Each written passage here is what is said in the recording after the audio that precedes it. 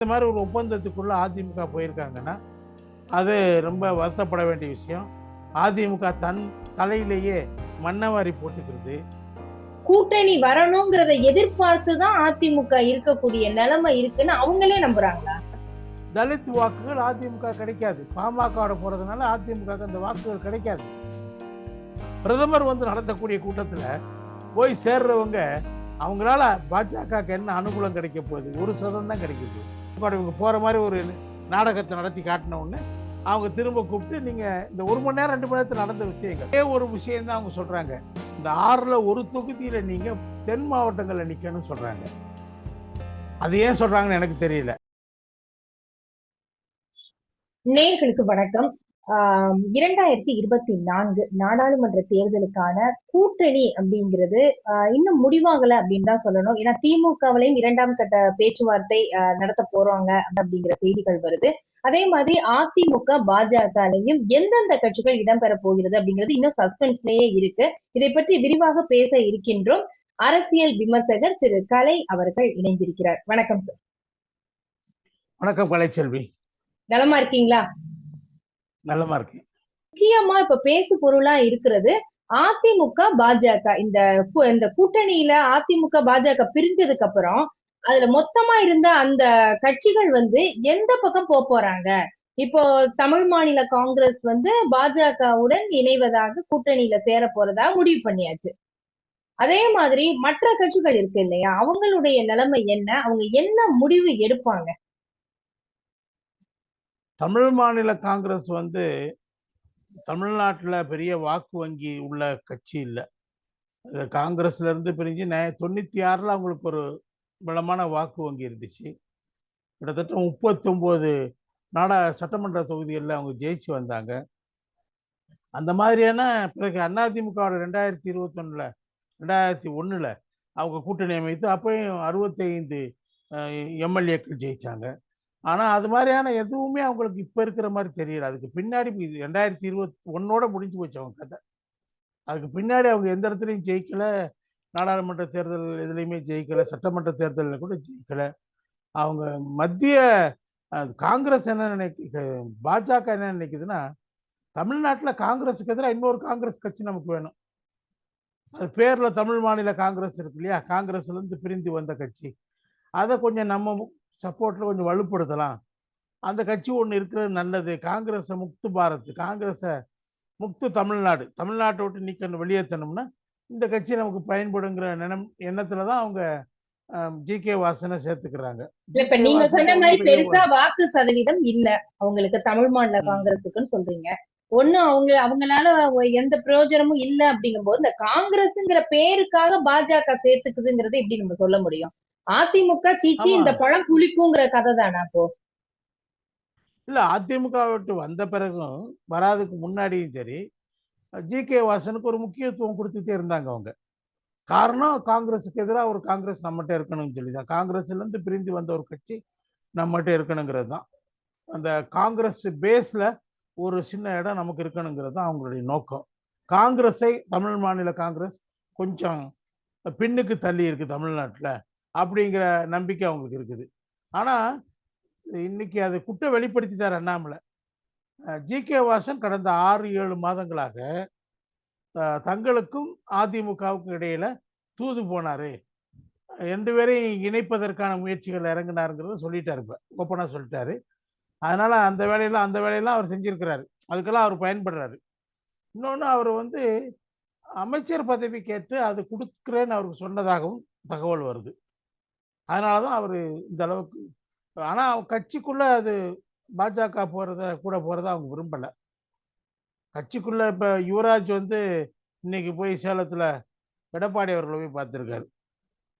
அவர் தமாக உள்ள முக்கியமான ஒரு நிர்வாகி தான். அவர் இப்போ இதில் இந்த கடந்த அந்த ஈரோடு தொகுதியில் வேட்பாளராக நின்றவர்,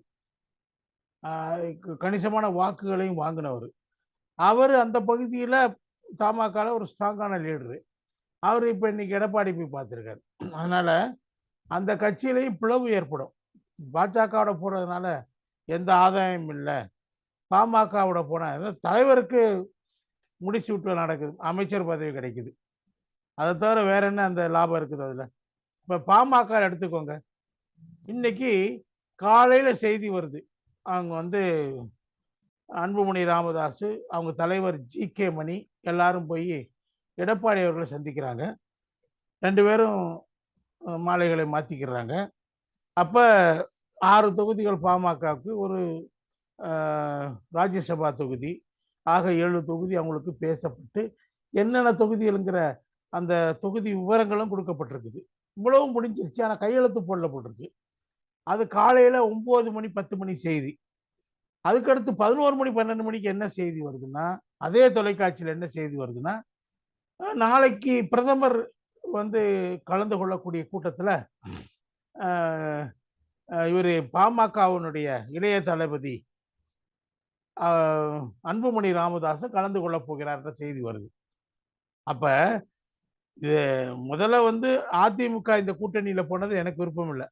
ஆனா அதிமுகவுடைய நலன் விரும்பியான நானு கடுமையான எதிர்ப்பை தெரிவிக்கிறேன்.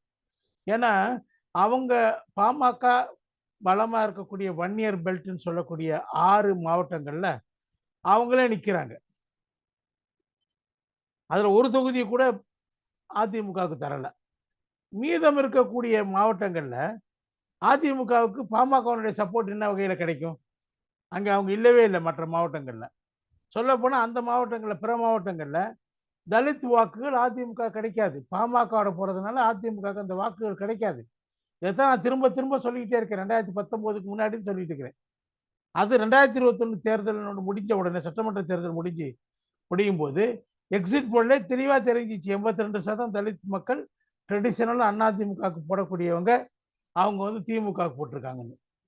ஸோ அது அந்த அந்த சட்டமன்ற தேர்தலிலேயே 1 லட்சம் 2 லட்சம் வாக்குகள் வித்தியாசத்தில் அதிமுக வட மாவட்டங்களில் தோக்குறது. தென் மாவட்டங்கள்ல எல்லாம் 2000 3000 தான் தோக்குறாங்க, வித்தியாசம் தான் தோக்குறாங்க.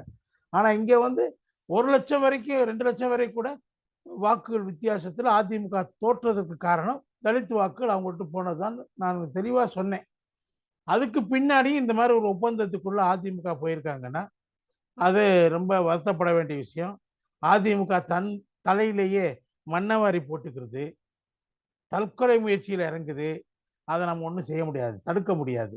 நம்ம சொல்றோம், கேட்கலன்னா நான் என்ன செய்ய முடியும்? அந்த அதிமுகவுக்கு தனியா நின்னாவே வாய்ப்பு இருக்குங்க. இந்த தேர்தலில் தனித்து நின்னாலே வாய்ப்பு இருக்கு. அதிமுக நிச்சயமா வாய்ப்பு இருக்கு. தங்கள் பலத்தை பன்னீர் இவங்கெல்லாம் பிரிஞ்ச பிறகும் அதிமுக பலமாக இருக்கிறது என்பதை காட்டுவதற்கும் 2026 சட்டமன்ற தேர்தலில் ஒரு பலமான கூட்டணி அதிமுக தலைமையில் உருவாவதற்கும் வாய்ப்பு இருக்கு. அதையெல்லாம் அவங்க இப்படி ஒரு தவறான கூட்டணி ஒப்பந்தங்கள் மூலமாக அவங்க தங்களை தாங்களே ஏமாற்றிக் கொள்கிறார்கள். இல்ல, இந்த மாதிரி ஒரு அறிவிப்பை வந்து இபிஎஸ் சொல்ல மாட்டேங்கிறார்ல. நாங்க தனித்து போட்டியிடுவோம், விருப்பம் இருக்கிறவங்க எங்களோட கூட்டணிக்கு வரலாம் கட்சிகள் அப்படிங்கிற ஒரு பலமான ஒரு தெளிவான முடிவை அவர் சொல்ல மாட்டேங்கிறார்ல. கூட்டணி வரணுங்கிறத எதிர்பார்த்துதான் அதிமுக இருக்கக்கூடிய நிலைமை இருக்குன்னு அவங்களே நம்புறாங்களா? இல்ல அப்படி நம்புறாங்களோ இல்லையோ, கூட்டணியை தவிர்க்க முடியாது. முடிஞ்ச வரைக்கும் கூட்டணிக்கு வர்ற கட்சிகளை சேர்த்துக்கிறதுல ஒன்றும் தவறு இல்லை. ஆனா இந்த பாமகவோட போடப்பட்ட கூட்டணி ஒப்பந்தம் என்பது இன்னும் ஒப்பந்தமா போடல. அவங்க இல்ல, லிஸ்ட் தானே கொடுத்திருக்கிறாங்க. பாமக லிஸ்ட் கொடுத்திருக்கிறாங்க. வட மாவட்டங்கள் அந்த தொகுதிகள்ல பலமா இருக்கிறத அவங்க நிக்கணும்னு கொடுத்திருக்காங்க. இது அதற்கு அடுத்த கட்ட பேச்சுவார்த்தையில தானே இதுல யாரு எந்த தொகுதியில நிக்க போறாங்க அப்படிங்கிறது வரும். அப்படி பார்க்கும்போது அந்த வட மாவட்டங்கள்ல அதிமுக நிக்கிறதுக்கு கூட வாய்ப்பு வரும்ல. அப்ப வந்து வன்னியர்களுடைய ஆதரவு, பாமக ஆதரவு இருக்கும் போது அதிமுக ஜெயிக்கிறதுக்கும் வாய்ப்புகள் இருக்கா? 2021 கேஸ் வேற. இப்போ இல்ல அந்த 6 தொகுதிகளையும் அதிமுக ஏற்றுக்கொண்டது.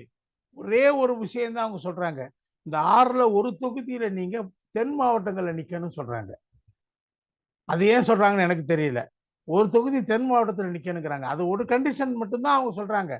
மற்ற 5 தொகுதிகள் அவங்களே நிக்கலாங்கிறத ஏத்துக்கிட்டாங்க. ஒருவேளை 6 தொகுதியில் அவங்க நிற்பாங்க, ஒரு 7வது தொகுதி நீங்க தென் மாவட்டத்தில் நிக்கன்னு கூட சொல்லுவாங்க போல இருக்குது. அதனால அது தெளிவாகி போச்சு. அதுல அதிமுக முரண்படவே இல்லை. அவங்க கேட்டதை ஏற்றுக்கொண்டார்கள். அப்படிதான் வந்திருக்கு செய்தி. ஆனா இதுக்கு பின்னாடி இதை பயன்படுத்தி இந்த டிராமா நடத்தினது பாமக பாஜகவோட தன்னுடைய கூட்டு பேரத்தை அந்த சக்தியை அதிகரிப்பதற்காக தான். நல்லா தெரியுது. ஏன்னா அதுக்கு அமைச்சர் பதவி கேட்டாங்க, அவங்களுக்கு தர முடியாதுன்னு சொல்லிட்டாங்களாம். இப்போ தர்றேன்னு சொல்லியிருப்பாங்க போல இருக்குது. அதிமுக இவங்க போகிற மாதிரி ஒரு நாடகத்தை நடத்தி காட்டின உடனே அவங்க திரும்ப கூப்பிட்டு நீங்கள் இந்த 1 மணி நேரம் 2 மணி நேரத்தில் நடந்த விஷயங்கள் உடனே என்ன செய்தி வருது, நாளைக்கு பிரதமர் கூட்டத்தில் அன்புமணி ராமதாஸ் கலந்து கொள்வார் என்ற செய்தி வருகிறது. அப்படின்னா என்ன அர்த்தம், அவங்க உடனே இதை பேரம் அவங்க பாஜகவோட தன்னுடைய பேரம் பேசுவதை அந்த சக்தியை பலப்படுத்துவதற்காக அதிமுகவோட கூட்டணி சேருவது போல ஒரு நாடகத்தை நடத்தியிருக்காங்கன்னு தெரியுது. அப்ப மறுபடியும் இதுதான் பாமக எப்பவும் எடுக்கக்கூடிய முடிவு அப்படின்னு வெளியில பரவலா பேசுறாங்க. அப்படி இருக்கும்போது திரும்ப திரும்ப அதிமுக ஏன் அதுக்கு பலிகடாவாகணும்? ஏன் பாமகவை எதிர்பார்த்து காத்திருக்கணும்? ஏன் அதைத்தான் நான் கேட்கிறேன். தேமுதிகவோட நீங்க சேர்றதுல கூட அர்த்தம் இருக்குங்கிறேன் நான். பாமகவோட இந்த மாதிரி ஒரு கூட்டணி ஒப்பந்தத்துல போறதுல என்ன லாபம் இருக்குது அதிமுகவுக்கு? அதனால நான் அதைத்தான் நானும் நீங்க சொல்றத நானும் சொல்றேன். திரும்ப திரும்ப ஏன் நீங்க பாமகவை என்கேஜ் பண்றீங்க? அவங்க உங்களை பயன்படுத்தி பாஜகவில் சேருவதற்கான அவங்க வைத்த கோரிக்கைகளை நிறைவேற்றுவதற்கான முயற்சிகள்ல அவங்க இறங்குறாங்க. அவங்க கூட இருக்கிறது பாஜகவோட தான். உங்களோட வருவதா நாடகம் நடத்துறாங்க. அதையே நீங்க அதை கூட புரிஞ்சுக்கிற மாட்டேங்கிறீங்க. திமுக மெகா கூட்டணி அமைக்கும் அப்படிங்கறத ஆரம்பத்திலேருந்தே அதிமுகவுடைய பொதுச் செயலாளர் இபிஎஸ் சொல்லிட்டு வந்தாரு. ஆனா இன்னைக்கு பார்த்தோம் அப்படின்னா எப்படி மெகா கூட்டணி அமைப்பதற்கான வாய்ப்புகள் என்ன இருக்கு? இப்போ ஏற்கனவே கூட்டணியில இருந்த கட்சிகளும் பாஜக பக்கம் தானே ஒவ்வொன்னா நகர்றாங்க. இப்போ மத்தியில ஒரு அமைச்சர் பதவியோ இல்ல ராஜ்யசபா எம்பியோ ஏதாவது ஒரு வாய்ப்புகள் பலன் கிடைக்கும் அப்படிங்கிற பட்சத்துல பாஜகவை நோக்கி தானே அடுத்து புதிய தமிழகம் இருக்கு, ஜான் பாண்டியன் இருக்காரு, இப்ப எல்லாருமே அந்த பக்கம் போறதுக்கு வாய்ப்பு இருக்கு. அப்ப அதிமுக பக்கம் என்ன மெகா கூட்டணி, யாரு வரப்போறா? இல்ல இல்ல நீங்க எஸ்டிபிஐ போன்ற அந்த இஸ்லாமியர்களை பெருவாரியாக ரெப்ரசன்ட் பண்ணக்கூடிய கட்சி இப்ப அதிமுக இருக்குது. அது ஒரு முக்கியமான விஷயம். புதிய தமிழகம் பாஜக நாங்கள் போறதில்லைன்னு உறுதியாக சொல்லிட்டாங்க. இப்போ அவங்களுக்கு வாய்ப்பு அதிமுக போறது தான். அது ஏதோ பேச்சு நடந்துட்டு இருக்குன்னு சொல்றாங்க. அவங்க தென் தமிழ்நாட்டில் பல பகுதிகளில் தலித் வாக்குகள் அவங்களுக்கு இருக்குது, பெரும்பகுதியா இருக்குது. எல்லா தொகுதியிலும் இப்போ அதே கிருஷ்ணசாமி வைத்த கோரிக்கை என்னன்னா, தேவேந்திர குல வேளாளர் சமூகத்தை பட்டியல் இனத்திலிருந்து நீக்க வேண்டும் அப்படின்னு வைத்திருந்தார். இப்ப இந்த கோரிக்கையை உடனே நிறைவேற்றி மறுபடியும் பாஜக பக்கம் அவர் போக மாட்டாருன்னு என்ன நிச்சயம்? அந்த ஒரே கோரிக்கை நிறைவேற்றிட்டா, இப்ப நாளைக்கு மோடி அவர்கள் வர்றாங்க, நாளைக்கு அந்த இதை நிறைவேற்றிட்டாங்க அப்படின்னா ஆட்டோமேட்டிக்கா அவர் பாஜக பக்கம் தானே போவாரு. அது கரெக்ட். அது மாதிரி ப்ரீபாண்டரன்ஸ் பற்றி ரொம்ப பேசலாம். ப்ராபபிலிட்டி ரொம்ப இருக்குது. நாளைக்கு என்ன நடக்குன்னு அரசியல் இப்ப சொல்ல முடியாது. இப்ப அதிமுக வெயிட் பண்ணி பார்க்கலாம்னு நினைக்கிறேன் நான். கொஞ்சம் இவ்வளவு அவசரப்படாம தேர்தல் தேதியை அறிவிச்ச பிறகு நாங்க கூட்டணி பற்றி பேச போறோம்னு சொன்னாரு எடப்பாடி அவர்கள். அதை ஃபாலோ பண்ணலாம் அவரு. இப்ப போனவங்கலாம் யாரும் பார்த்தீங்கன்னா அவங்க எல்லாரையும் சேர்த்தா கூட 4 பேர் போயிருக்காங்க. இப்ப உறுதியா இருக்கு. பாட்டாளி மக்கள் கட்சி இன்னும் உறுதியாகலை. இப்படியும் அப்படியுமா சொல்றாங்க. அப்ப அப்படி போனாலும் கூட ஒரு 4-5% வாக்குகளுக்கு மேல் அதிமுக இது பாஜகவுக்கு எங்க அனுகூலம் கிடைக்க போகுது? இந்த போன கட்சிகள் பாமக போன கூட பாமக தவிர்த்த மற்ற கட்சிகள் இப்போ போயிருக்காங்க. கன்ஃபார்ம் ஆயிருக்குது. பாமக இன்னைக்கு கன்ஃபார்ம் ஆகலை. கன்ஃபார்ம் ஆன கட்சிகள் தமிழ் மாநில காங்கிரஸ், பாரிவேந்தருடைய கட்சி, பிறகு ஜான் பாண்டியன், இவ்வளவுதான் கன்ஃபார்ம் ஆயிருக்குது. புதிய நீதி கட்சி, இவர் புதிய நீதி கட்சி, ஜான் பாண்டியனுடைய கட்சி, இன்னொன்னு இவர் நம்ம தமிழ் மாநில காங்கிரஸ். இவங்க எல்லாத்தையும் சேர்த்தா என்ன அவங்களுடைய வாக்கு வங்கி என்ன 1% தான் இருக்கும். பிரதமர் நடத்தக்கூடிய கூட்டத்தில் போய் சேர்றவங்க அவங்களால பாஜக என்ன அனுகூலம் கிடைக்க போகுது? 1% தான் கிடைக்க போகுது. தேமுதிக மாதிரி கட்சியோட சேர்ந்தா ஒரு தொகுதியில, நாடாளுமன்ற தொகுதியில 20,000, 15,000, 10,000 வாக்குகள் அவங்களுக்கு இருக்கு. அது உறுதியா எல்லாம் தமிழ்நாடு ஃபுல்லா இருக்கும். அதுதான் அனுகூலமானது நான் நினைக்கிறேன். அவங்க வர்றதுக்கு வாய்ப்பு இருக்குது. இல்ல தேமுதிக பாஜகவோட போறதுக்கு வாய்ப்பு இருக்கா? ஏன்னா விஜயகாந்துடைய மறைவுக்கு பிரதமர் மோடி ட்விட்டர்ல போட்டதா இருக்கட்டும், இங்க பேசினதா இருக்கட்டும், தேமுதிக பாஜகவோட போறதுக்கு வாய்ப்பு இருக்கா? இல்ல அது ஒரு வாய்ப்பு உருவாக்குறாங்க, பாக்குறாங்க. ஆனா அதே சமயத்துல எந்த கட்சியுமே அரசியல் கட்சி என்ன நினைப்பாங்கன்னா, இந்த கூட்டணி போறதுனால எங்களுக்கு என்ன லாபம் தான் பார்ப்பாங்க. இப்ப அவங்க வந்து எங்களுக்கு ஒரு மாநிலங்களவை உறுப்பினர் ஆர்எஸ் சீட் வேணும்னு கேட்குறாங்க. அது பாஜக குடுக்காத பட்சத்தில, அது அதிமுக குடுக்குற பட்சத்தில அவங்க இங்கிட்டு வருவாங்க. பத்மபூஷன், பத்மஸ்ரீ விருது குடுத்ததுனால அவங்க மயங்கிற மாட்டாங்க.